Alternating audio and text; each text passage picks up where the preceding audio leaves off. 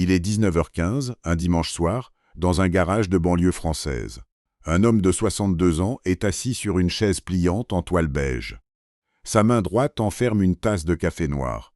Le liquide est froid depuis longtemps, mais il ne pose pas la tasse. L'air ici porte 3 choses: l'huile moteur, la sciure de pain venue du voisin, la rouille ancienne qui habite les étagères métalliques depuis 30 ans. La radio joue du rock classique, quelque chose de doux, de distant. C'est plus une texture qu'un son. On l'entend à peine, on l'oublie presque. Il n'a pas bougé depuis 40 minutes.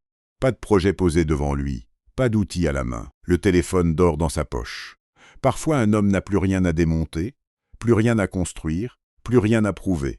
Son regard traverse l'allée, passe la porte grande ouverte et se pose sur rien. Ou plutôt sur un lieu qui n'a pas de coordonnées physiques. Un endroit que lui seul connaît. Peut-être une route de vacances dans le Morbihan, peut-être un grenier où il n'est pas monté depuis des années. Peut-être juste le sable au fond de son ventre. La femme apparaît dans l'embrasure de la porte. Elle ne dit rien tout de suite. Elle lit d'abord ses épaules, la façon dont elle tombe, la courbe de son dos. Cette langue qu'elle parle depuis 1987, sans dictionnaire. « Ça va ?» demande-t-elle. « Ouais. » Elle attend un battement. Regarde la tasse jamais portée aux lèvres. « Tu veux rentrer ?» « Dans 1 minute. » Elle ferme la porte en la tirant doucement. Le battant claque à peine, il ne bouge pas. Le café refroidit encore, comme pour lui laisser le temps. Il ne bouge toujours pas. Elle le sait déjà. 1987. La première fois qu'elle a vu ce dos immobile, elle a cru qu'il boudait. Non. On n'attend pas 40 minutes silencieux dans un garage pour bouder. On attend que quelque chose se dise, à l'intérieur. On attend que le bruit s'apaise, ce que son corps fait, là, depuis des années, a un nom. La science l'appelle le réseau du mode par défaut. Un terme clinique, froid, qui sonne comme un défaut affectant une machine. Mais ce n'est pas un défaut. C'est le contraire d'un défaut. C'est l'atelier central. Quand les mains sont immobiles, quand la tâche est absente, ce réseau s'allume comme une salle des machines d'un navire. Le bruit vient de là, pas des voitures dehors. De l'extérieur, on voit un garagiste qui regarde dans le vide. On diagnostique du rien. Mais à l'intérieur, le cerveau ne chôme pas. Il opère une des chirurgies les plus intensives du corps. C'est ici qu'il trie ses souvenirs. Pas les dates d'anniversaire, ça c'est pour d'autres zones. Il refait le chemin d'une décision prise en 2003, la retourne, voit ce qu'il aurait pu faire. Il laisse la honte d'une phrase mal dite remonter doucement, sans la repousser, comme on laisse un liquide couler dans un entonnoir. Il rejoue la mort de son père, pas les grandes phrases, non, le grain de la voix quand elle a tremblé à la fin. Il range ça. Il le plie, ce n'est jamais reposant. C'est de la mécanique intérieure. Interrompre ça, c'est comme réveiller quelqu'un en pleine chirurgie à cœur ouvert. La femme le sait sans le nommer. Elle ne reviendra pas avant 23 minutes. Le café est froid maintenant. La tasse ne le sait pas encore, mais elle a rempli sa fonction seconde. Compter le temps autorisé.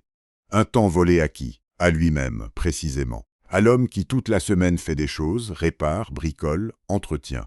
Ici, dans ce garage de rien, il n'entretient plus. Il consolide. Et parfois, la consolidation ressemble exactement à un homme assis sur une chaise pliante. C'est la forme que prend la survie. C'est ce qu'elle a fini par comprendre. Après 37 ans, elle ne monte pas le voir, elle ne l'appelle pas par la fenêtre de la cuisine. Elle pose plutôt 2 tasses sur le plan de travail. Une pour elle, une qui refroidira, et elle regarde les aiguilles de l'horloge pivotées sur le mur blanc. Elle a appris à lire ces moments, les épaules tombantes, les mains immobiles, l'angle de sa tête. Avant, elle pensait qu'il bouquinait ou qu'il somnolait. Maintenant, elle sait qu'il s'immerge. Il descend dans les eaux profondes de lui-même, et ce n'est ni un accident ni un caprice. C'est un rituel ancien, un vestige d'une époque où le silence n'était pas un vide à combler. Elle se souvient du premier dimanche. En 1988, 4 cartons pas défaits, le fer à souder posé de travers, et lui, déjà, assis sur la chaise métallique, le dos voûté. Il ne pleurait pas, il ne parlait pas, il plongeait. Et le silence, à l'époque, avait encore la texture rugueuse de la colère. Aujourd'hui, c'est plus doux, plus minéral. Un silence qui repose sur lui comme une couverture d'ardoise. Il va dans les recoins où personne n'entre, là où les mots de la semaine ne tiennent pas. Il rejoue la conversation avortée avec sa fille, le coup de fil qu'il n'a pas passé, la douleur sourde à l'épaule gauche qui remonte. Il ne pense à rien de précis, mais tout afflue. La semaine, les souvenirs, les peurs inavouées. L'odeur de la peinture séchée dans les pots renversés en 1995. La couleur du ciel le soir où son fils a décroché le téléphone sans demander de ses nouvelles. Ce n'est pas une archive, c'est une respiration. Une expiration longue, dans un poumon qu'il n'utilise pas en semaine. Ce n'est pas une fuite, mais une plongée dans les couches profondes de lui-même. Il explore les zones grises, les endroits où les sentiments n'ont pas de nom, où les souvenirs se déposent comme des copeaux sous un établi. Parfois il se retient, par lâcheté. Parfois il les laisse couler, il les trie, il les range dans des boîtes de verre mentales. Et puis, au bout d'un certain temps, il remonte la tête d'eau. Le garage devient un sanctuaire où le temps suspend son jugement. Chaque dimanche, il recoue les morceaux épars de son existence. Pas en héros, en artisan silencieux. Comme il recoudrait une selle éclatée ou change l'huile d'un moteur qui tousse. C'est lent, c'est minutieux, et le café sur la planche continue de refroidir. Dehors, le silence glisse entre les doigts de la femme. Dedans, l'homme attend que les morceaux se rejoignent pour pouvoir se lever, remonter la butte et feindre que rien ne s'est passé. Mais quelque chose s'est passé. Il le sent dans le poids nouveau de ses pas. Les dimanches inachevés préparent l'homme du lundi. Le café froid touche ses lèvres. Il a le goût de la rouille et du matin perdu. Il le boit jusqu'à la dernière goutte, amer et réconfortant, comme une douleur qui s'épouse.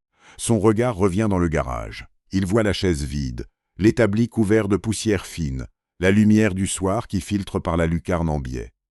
Cette lumière coupe l'espace en deux, une moitié dans la clarté, l'autre dans une ombre ancienne. Il n'y a pas de flou aujourd'hui, c'est net. C'est tranchant, il se lève. Il plie la chaise d'un geste sec. Le métal grince contre lui-même. Il la pose contre le mur, près de l'établi, comme on repose un outil qu'on a fini d'aiguiser. La tasse reste sur la planche, vide. Il la regarde une seconde, puis il tourne le dos au silence qui a été le sien pendant des semaines. Sa femme l'entend. Elle est dans la cuisine, la main posée à plat sur la table, les doigts immobiles. Il la voit par la fenêtre de l'atelier. Elle ne bouge pas. Elle guette avec tout son corps. Elle ouvre la porte sans un mot. Le battant de la maison s'écarte comme un poumon qui inspire. Il n'y a pas de soulagement dans ses yeux. Il n'y a pas d'accusation non plus. Juste une attente dressée dans le cadre de porte, tendue comme un fil de pêche. Il entre dans la maison, les épaules droites, les mains prêtes à toucher le monde. Il avance dans le couloir, 6 pas, silencieux, le poids de son existence réparti également sur la plante de ses pieds. Son épaule frôle le mur en passant. Le silence entre eux n'est plus un fossé, mais un pont invisible. Elle voit ses mains, ses outils dont il avait oublié l'usage vide, et elle comprend que le garage a fini de le verrouiller. Elle passe sa main sur son bras, du coude au poignet. C'est un geste de rien. C'est tout ce qui reste de la résurrection. Un toucher de femme sur une peau qui renaît. Dehors, la lumière du soir saigne par-dessus le toit. Dedans, l'homme est debout, et le monde autour de lui tremble de la possibilité brutale d'exister à nouveau. Il dépose le café froid dans l'évier. Sa tasse vide dessine un cercle qui ne prouve rien, n'exige rien. Dans la cuisine, l'ampoule au-dessus de l'évier claque 3 fois avant de s'éteindre. C'est le seul battement de cils que la maison accepte. Elle a préparé du riz. Il mange debout, dans ce silence neuf, celui qui ne sert pas à contenir les mots, mais à laisser l'air circuler entre les corps. Elle pose une dernière bouchée sur son assiette. Il la regarde, une fourchette suspendue à la hauteur de son regard, comme un enfant qui découvre que la chaleur se partage sans discours. Ce n'est pas un luxe, ce dimanche soir dans la pénombre tiède. C'est la seule chose qui reste quand on a tout rendu au monde. Le droit de ne plus produire, de ne plus réparer, de ne plus mentir sur le prix de la présence. Dehors, un voisin tond sa pelouse à la torche, l'odeur de l'essence flotte sous la fenêtre close. L'homme ne se retourne pas. Il n'a plus à prouver qu'il sait faire quelque chose du temps. Il peut le dérouler entre ses doigts comme un fil qui n'accroche rien, qui n'en sert personne. Le monde moderne exige cette production infime pour que les machines continuent de croire qu'elles comptent. Mais ici, dans cette cuisine aux murs jaunis par l'odeur des dimanches, une autre révolution se tisse. Elle n'a pas de slogan, pas de drapeau, juste le geste d'une femme qui pose le pot de café vide sur la table en signe d'armistice. Elle s'assoit, pas en face de lui, à côté. juste assez proches pour que leurs manches se touchent sans insister. Il ne parle pas de ce samedi du monde où il s'est assis vivant et s'est levé libre. Ils n'ont pas besoin de baptême théologique du temps pris.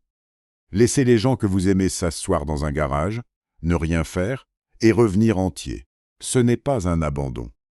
C'est une déclaration de trêve entre ce que le siècle exige d'eux et ce que leurs paumes contiennent vraiment. Le café froid au fond de l'évier, ce n'est pas un échec. C'est un témoin sobre du temps qu'il faut pour caler, une main dans l'autre, les 1000 pièces silencieuses d'un homme ordinaire. Alors il pose la tête sur son épaule sans raison. Le garagiste en lui vient de jurer, dans la pénombre du dimanche soir, que tous les bruits du monde ne vaudront jamais ceci. Une pause respirée comme la dernière promesse avant le reste de sa vie. Pour ce qu'il peut encore être touché sans avoir à le mériter.